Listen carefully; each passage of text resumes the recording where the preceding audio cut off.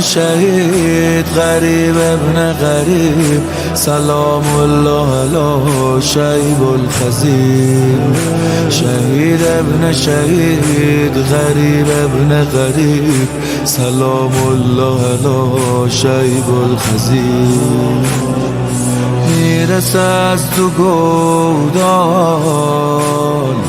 یه ناله جگر سوز که تیغ ابن ملجم تو دست شمر امروز. دم نو همون رو نغمه حجازه دیگه وقت خوندن روزه بازه. عقده های کهنه و نعلای تازه. ویلی ویلی علی الحسین ویلی ویلی علی الحسین ویلی ویلی علی الحسین.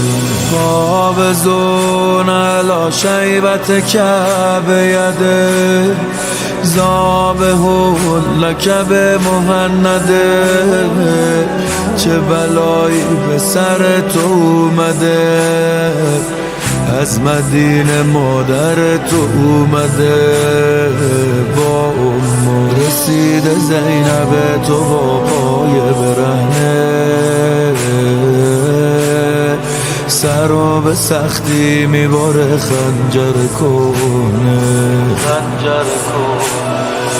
آه حسین نیزه شکسته ها و قتلگاه. حسین بعد از رفتن سنان اومد تازه ساره با شمر با خنده میگه که انگشتر مبارکه. شهید ابن شهید غریب ابن غریب سلام الله علی شیب الخزیر. شهید ابن شهید غریب ابن غریب سلام الله علی شیب الخزیر. جای خواهری که نیمه جونه مادرمون خودش رو میرسونه. خولی سرت رو میبره شبونه روشن نباشه کاش تنور خونه. منتظرم باش ام حبیبه تو شهر حیدر زینب قریبه. یه سر تناب بازوی منو یه طرف گردن زین العابدین. دعا کن برا رقیه دخترت وقتی از رو ناقه میخوره زمین. وقتی از رو ناقه میخوره زمین. امروز تموم زندگیمو دادم از دست. دلگیرترین غروب جمعه است.